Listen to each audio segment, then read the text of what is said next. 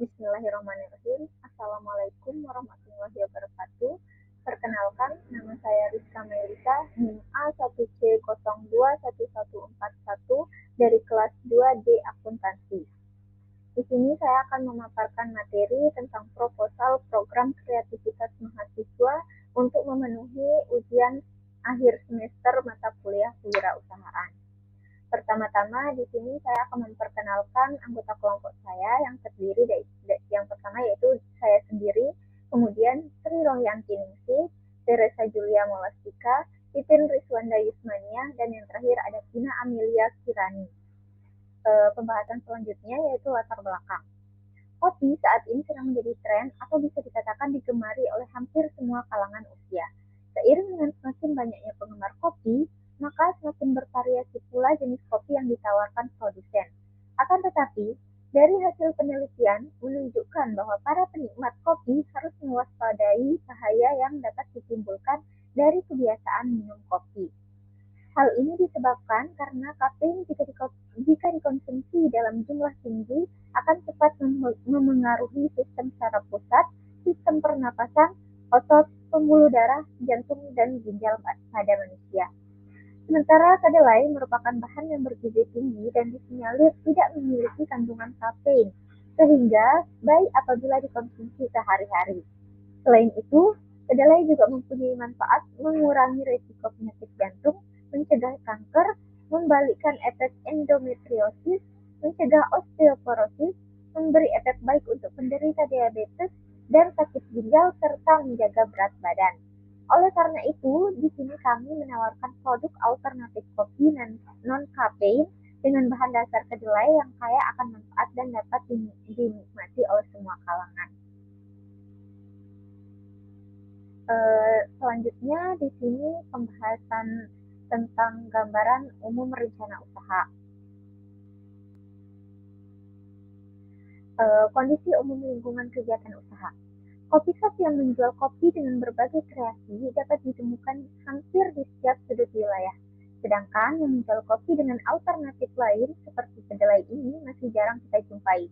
Oleh karena itu, kami berinovasi untuk menjual kopi kedelai ini sebagai alternatif kopi tanpa kafein yang aman dikonsumsi oleh semua kalangan usia, baik itu anak-anak, ibu hamil, orang dewasa, orang tua, semua bisa mengonsumsinya. Selanjutnya yaitu gambaran umum produk. Pada saat ini, kedelai sebagian besar dikonsumsi oleh masyarakat dalam bentuk seperti dalam tempe ataupun tahu, dan hanya sebagian kecil yang dikonsumsi secara langsung. Salah satu upaya pemanfaatan kedelai adalah dengan mengolah kedelai menjadi minuman, yaitu kopi kedelai. Di sini kami mengkreasikan kedelai tersebut menjadi minuman alternatif non-kafein. Nama brand dari usaha kami ini adalah Glikapi, yang menggambarkan bahwa minuman alternatif non-kopi ini menggunakan bahan dasar kedelai. Materi selanjutnya yaitu potensi sumber daya dan peluang pasar. Potensi sumber daya alam. Indonesia adalah salah satu negara dengan penghasil biji kedelai terbaik di dunia.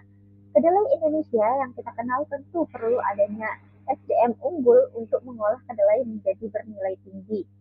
Nah, salah satunya seperti yang sedang kami usahakan ini yaitu minuman dengan bahan dasar kedelai. Selanjutnya, peluang pasar. Untuk segmen pasarnya ditujukan kepada semua masyarakat.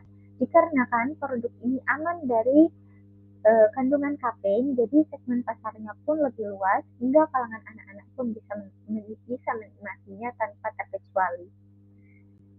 Selanjutnya, analisis SWOT. Pertama yaitu strength atau kekuatan. Bahan baku yang digunakan berasal dari biji kedelai asli Indonesia, kemudian inovasi produk kopi non-kafein, dan yang terakhir dapat dinikmati oleh semua kalangan. Weakness atau kelemahan. Produk baru yang harus bersaing dengan produk yang terkenal luas, kemudian mudah ditiru. Selanjutnya yaitu rasa kopi kedelai yang kurang familiar di masyarakat luas. Kemudian kita beralih ke opportunity atau peluang. Tidak akan rugi karena jangka waktunya panjang. Pemasaran mencakup semua kalangan tanpa terkecuali. Dan terakhir, terdapat beberapa golongan orang yang tidak bisa mengonsumsi kopi dengan kafein sehingga kopi kedelai ini menjadi alternatif bagi mereka. Selanjutnya ada threat atau ancaman. Pertama yaitu terdapat produk sejenis yang lebih populer, kemudian minat beli masyarakat susah untuk diprediksi, kemudian terakhir kenaikan harga bahan baku. Beralih ke materi selanjutnya yaitu analisis biaya.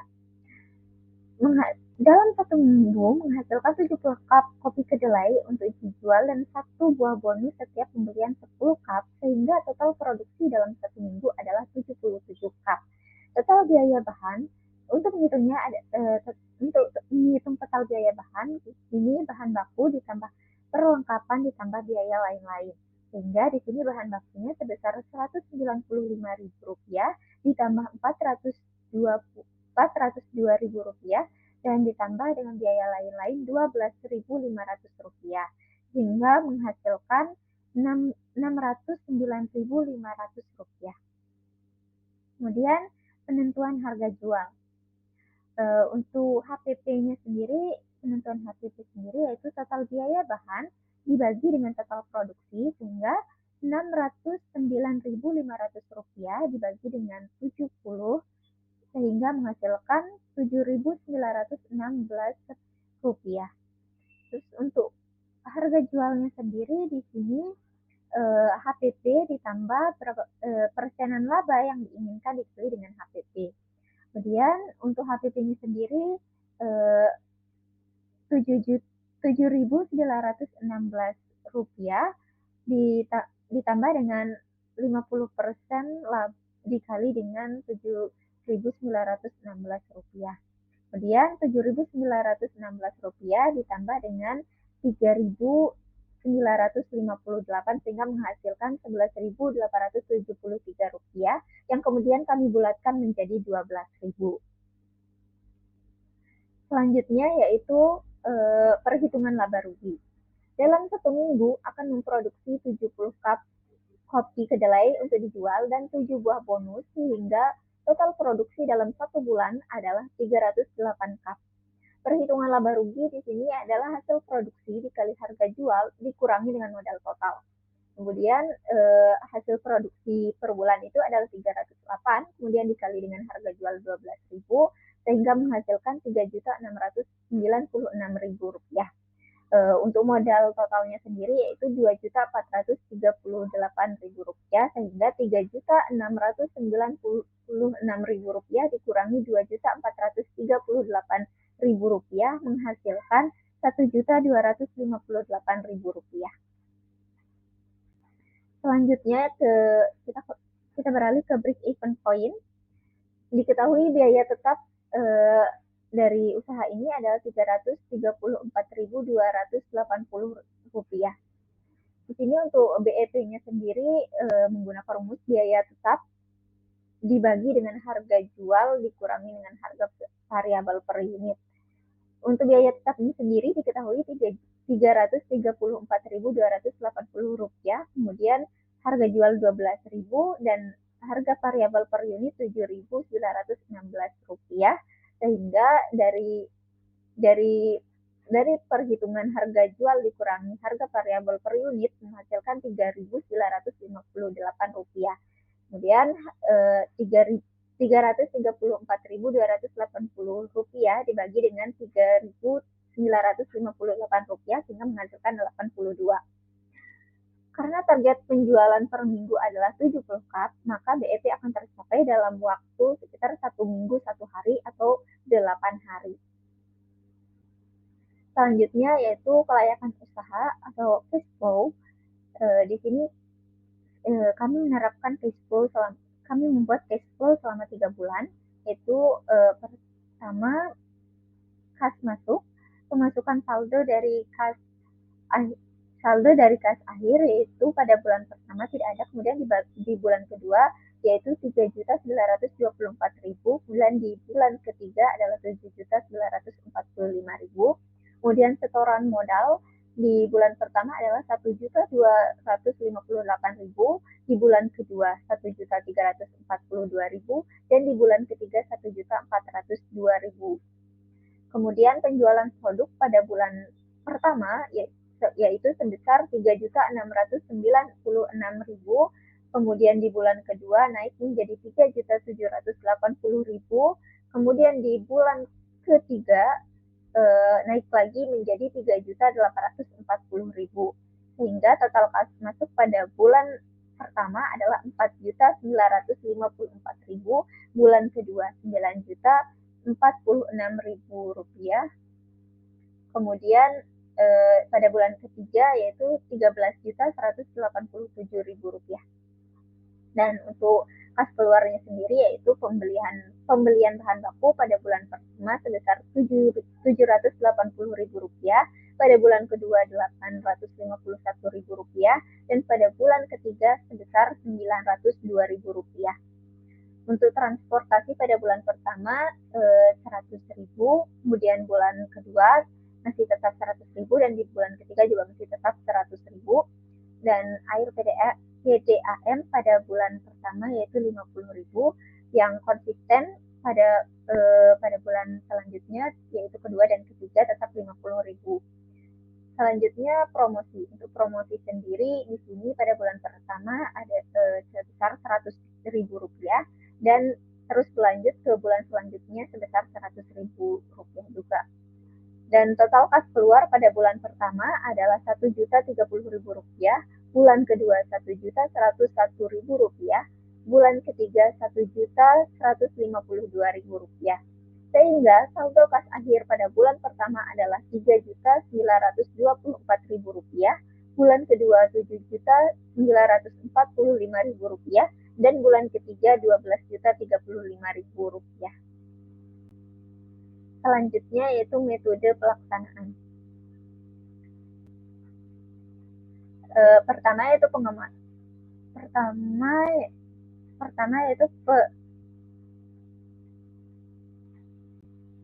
yaitu rencana pelaksanaan.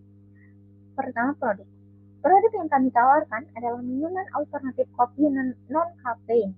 Dengan menjaga kualitas dan kehigieniskan produk dapat menciptakan cita rasa dan citra yang baik terhadap produk kepada konsumen. Kemudian untuk tempat distribusi sendiri, dalam menentukan lokasi usaha, berikut adalah beberapa hal yang kami pertimbangkan. Pertama yaitu lokasi usaha strategis, berdekatan dengan keramaian, lokasi dekat dengan kampus dan kos-kosan, kawasan rekreasi, perumahan, perkantoran, dan kampus. Untuk itu, kami telah memilih lokasi tempat usaha kami adalah di daerah Udayana. Selanjutnya yaitu promosi. Untuk selanjutnya adalah harga. Harga yang ditawarkan untuk produk kami yaitu 12.000 per cup. Harga ini merupakan hasil dari survei pasar yang telah kami lakukan. Kemudian untuk promosi sendiri, di sini kami menggunakan promosi online dan juga promosi offline. Untuk promosi online-nya sendiri kami menggunakan media sosial berupa WhatsApp, Facebook, Twitter, dan Instagram. Dan untuk promosi offline-nya kami menggunakan teknik di bazar dan juga brosur.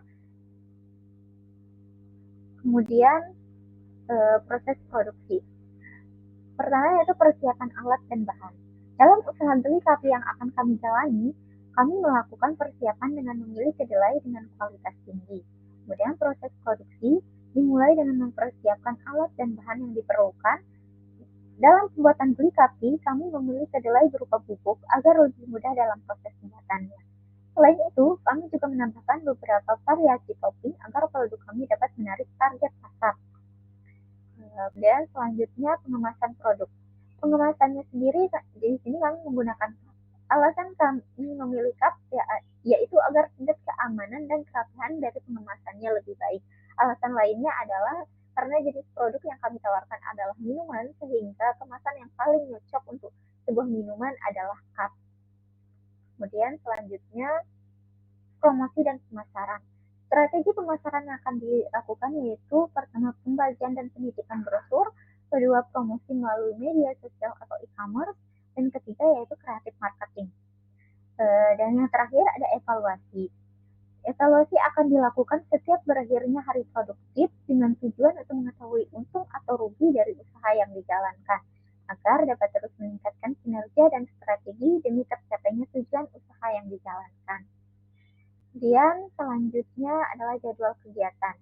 Di sini pada eh, persiapan tempat produksi dan koordinasi tugas, yang bertanggung jawab adalah saya sendiri, Rizka Melisa. Kemudian pembelian alat yang bertanggung jawab adalah Titin Rizwanda Yusmania. Kemudian di pembelian dan persiapan bahan baku juga yang bertanggung jawab adalah Titin Rizwanda Yusmania. Selanjutnya yaitu proses produksi produk dan pengemasan serta pemasaran produk secara offline yang bertanggung jawab adalah Tina Amelia Kirani. Kemudian untuk pemasaran produk secara online dan penyebaran kuesioner kepuasan pelanggan yang bertanggung jawab adalah Teresa Julia Mulastika. Untuk penyusunan laporan kemajuan PKM dan pengumpulan data dan evaluasi kerja yang bertanggung jawab adalah Sri Rohyanti Ningsi, dan untuk penyusunan laporan akhir PKM yang bertanggung jawab adalah saya sendiri, Rizka Mailisa.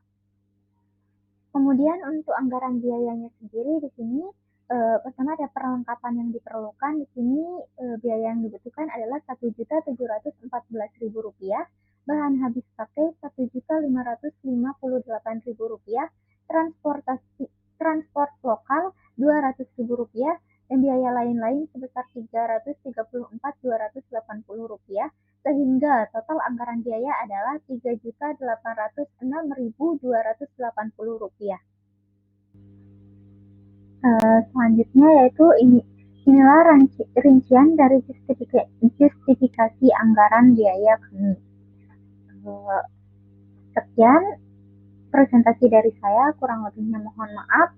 Wabillahi taufiq wal hidayah. Wassalamualaikum warahmatullahi wabarakatuh.